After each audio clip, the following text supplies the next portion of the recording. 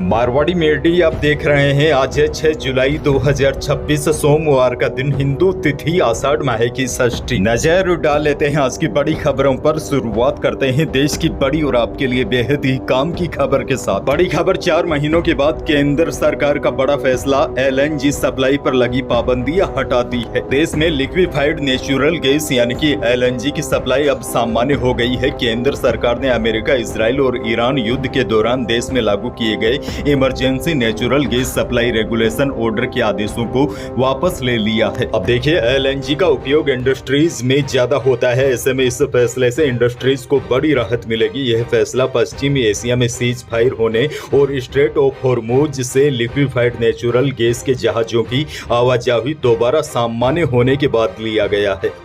एक और बड़ी और काम की जानकारी आपको दे दूं, देश में अभी भी इन दिनों LPG यानी कि लिक्विड पेट्रोलियम गैस की थोड़ी सी क्राइसिस है। साइबर ठग इसी का फायदा उठाकर LPG उपभोक्ताओं को निशाना बना रहे हैं। ऐसे में भारत सरकार ने इस फ्रॉड को लेकर लोगों को आगाह किया है। देखिए होता क्या है, स्कैमर पहले फेक मैसेज आपको भेजते हैं जिसमें लिखा होता है आपकी LPG सिलेंडर सब्सिडी बंद कर दी जाएगी, KYC अपडेट करने के लिए यहाँ क्लिक करें। वे फर्जी लिंक के जरिए आपका OTP, बैंक डिटेल्स और UPI अप्रूवल हासिल कर बैंक अकाउंट खाली कर सकते हैं। इस स्कीम के बारे में जनता को सजग रहना काफी जरूरी है। ऐसे में आपको सावधान हो जाना चाहिए। देखिए स्कैमर लोगों को कैसे फंसाते हैं यह भी आपको बता दूं, ताकि आप स्कैमर के चुंगल में ना फंसे। आपको इस बात का ध्यान रखना है, असली KYC प्रक्रिया केवल LPG कंपनी की आधिकारिक वेबसाइट, ऐप या ऑथोराइज्ड गैस एजेंसी के माध्यम से ही होती है। इसमें कभी भी आपके पास फोन, SMS लिंक के जरिए OTP, UPI पिन, CW का पासवर्ड नहीं मांगा जाता है। अगर ऐसे OTP या पासवर्ड कोई मांग रहा है तो सावधान हो जाइए, क्योंकि आपके साथ ठगी हो सकती है। वहीं फर्जी KYC में ठग डर या जल्दबाजी पैदा करके संदिग्ध लिंक आपके पास भेजा जाता है। वहीं वह जल्दबाजी पैदा करके आपसे बैंकिंग और पर्सनल डिटेल्स मांगते हैं। अगर ऐसा होता है तो समझ लीजिएगा कि आपके साथ ठगी हो रही है।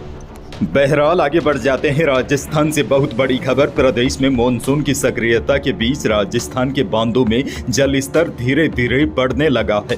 रिपोर्ट के अनुसार राज्य के 23 प्रमुख बांधों में 4599.10 MCM पानी है, जो उनकी कुल क्षमता का 56.11% है। और बड़ी बात यह भी है, 263 मध्यम एवं बड़े बांधों में 26.13% और छोटे बांधों में 13.58% जल भराव दर्ज किया गया है। जल संसाधन विभाग के जोनवार आंकड़ों में कोटा जोन सबसे आगे है, जहां बांधों का जल भराव क्षमता 55.16% दर्ज की गई है। इसके बाद जयपुर और उसके बाद बांसवाड़ा, और सबसे बड़ी बात तो यह है पश्चिमी राजस्थान के जोधपुर जोन में भी 18% जल भराव दर्ज किया गया है।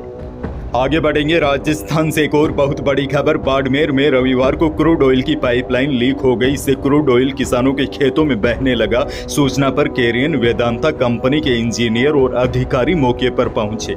एहतियात के तौर पर खेत के आसपास इलाके से गुजर रही क्रूड की पाइपलाइनों में सप्लाई को बंद कर दिया गया, लेकिन फिर भी पाइपलाइन में रिसाव होता रहा। इसके कारण करीब 500 मीटर के दायरे में क्रूड ऑयल फैल गया है। मामला बाड़मेर जिले के भाग्यम वेलपेट 12 के पास कपूरडी ग्राम पंचायत के बोथिया गाँव में कल सुबह करीब 6 बजे का है। कंपनी के अफसरों ने किसान दौलत राम से बातचीत की। फिलहाल पाइपलाइन लीकेज के कारणों का पता लगाया जा रहा है। साथ ही में गड्ढा खोदकर क्रूड ऑयल के बहाव को एक जगह रोकने का भी प्रयास किया गया। गड्ढे में भरे क्रूड ऑयल को टैंकर में भरा गया। उधर किसान का कहना है कि क्रूड ऑयल बिखरने से उसकी खेत की जमीन को काफी नुकसान पहुंचा है।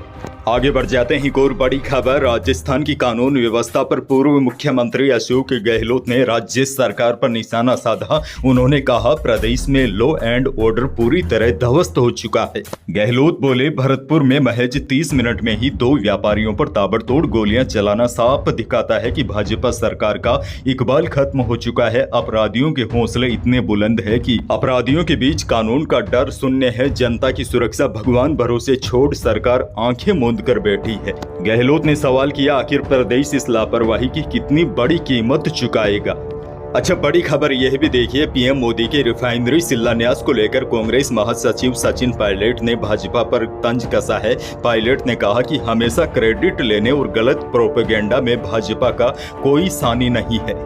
पायलट बोले, पचपदरा रिफाइनरी जिसे भाजपा अपनी उपलब्धि बता रही है वो यूपीए की अध्यक्षा सोनिया गांधी की दूरदृष्टि और पूर्व प्रधानमंत्री मनमोहन सिंह की सोच का नतीजा है। इस रिफाइनरी का 85% काम कांग्रेस सरकार के दौरान ही पूरा हो चुका था, लेकिन क्रेडिट लेने के चक्कर में भाजपा ने इस रिफाइनरी का 2 बार शिलान्यास करवा दिया और लागत को 39,000 करोड़ रुपए से 90,000 करोड़ रुपए से ज्यादा तक पहुंचा दिया। पायलट ने सवाल करते हुए पूछा, खैर और कुछ नहीं तो यह तो बता दीजिए, मोदी से खेजड़ी बोलकर पीपल का पौधा किसने लगवा दिया और नौबत क्यों आई कि पीएम को सोशल मीडिया से वो पोस्ट डिलीट करनी पड़ी।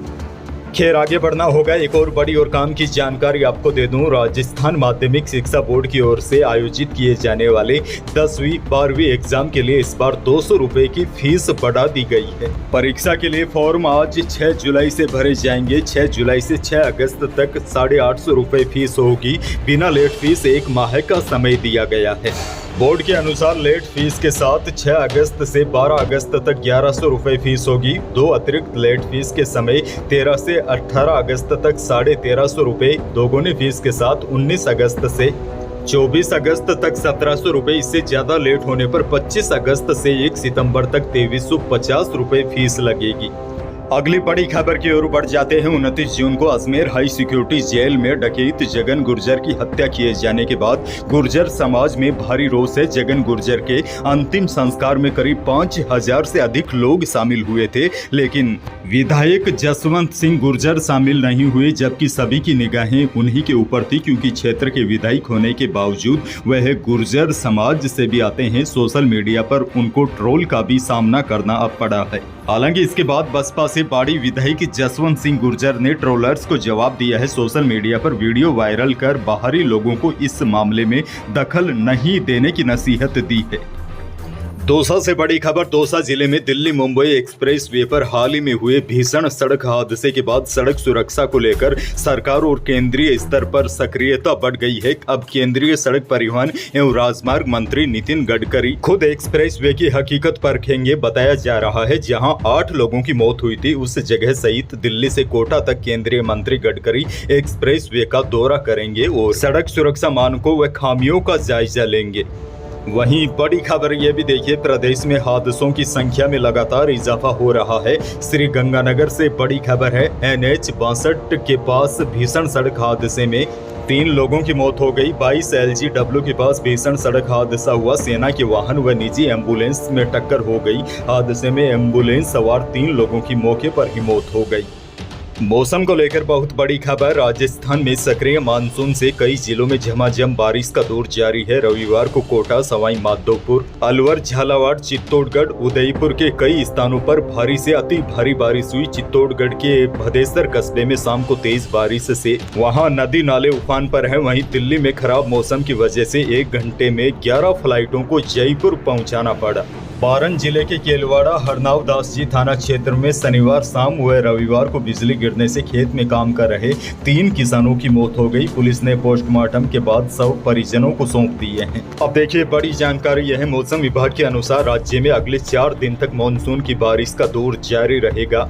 जयपुर, कोटा और भरतपुर संभाग के कुछ इलाकों में अति भारी बारिश होने की भी संभावना है। और सबसे बड़ी राहत वाली बात यह है, अगले 1-2 दिनों में ही मानसून के आगे बढ़ने की संभावना है। वैसे मौसम विभाग ने आज जैसलमेर को छोड़कर पूरे प्रदेश में हल्की से मध्यम बारिश होने की संभावना जताई है। टोंक, सवाई माधोपुर, बूंदी, कोटा, बारां, यहाँ कुछ इलाकों में भारी से अति भारी बारिश भी हो सकती है।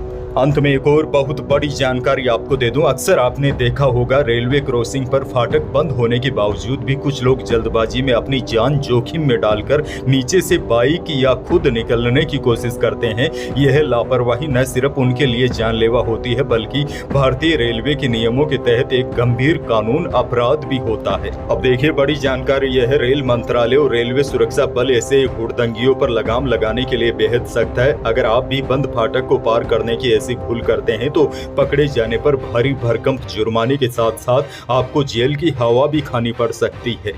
अपराधी को 5,000 रुपए तक का नगद जुर्माना देना पड़ सकता है। इसके साथ ही अपराध की गंभीरता को देखते हुए 6 महीने से लेकर 1 साल तक की जेल की सजा भी हो सकती है। रेलवे लापरवाही करने वाले लोगों के खिलाफ अब सख्त हो गया है। यही थी प्रदेश और देश की आज की बड़ी और महत्वपूर्ण खबरें। वीडियो को लाइक करना बिल्कुल न भूलिए। चैनल पर नए हैं तो सब्सक्राइब जरूर कीजिए ताकि आप अपडेट रहे बड़ी और काम की खबरों से। धन्यवाद।